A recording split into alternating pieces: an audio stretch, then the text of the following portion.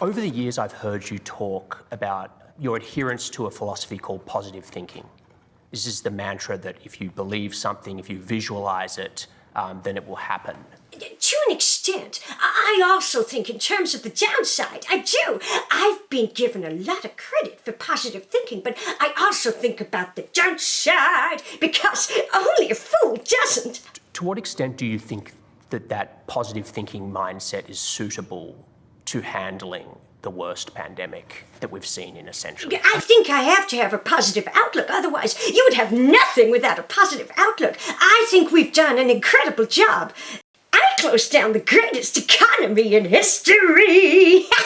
You know, the last time I was with you was the day before your Tulsa rally in the Oval.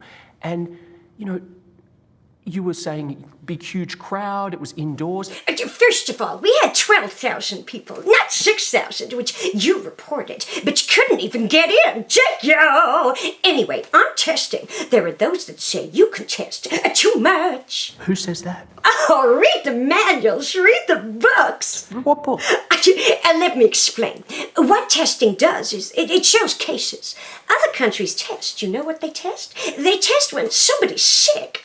Many of our early tests, they're obsolete. You know why? Because it's called science, and suddenly something's better. The figure I look at is death. And death is going up. It's 1,000 a day. Take a look at some of these charts. United States is lowest. We're lower than the world. Lower than the world? Yeah, lower than Europe. Take a look. Right here. Here's case deaths.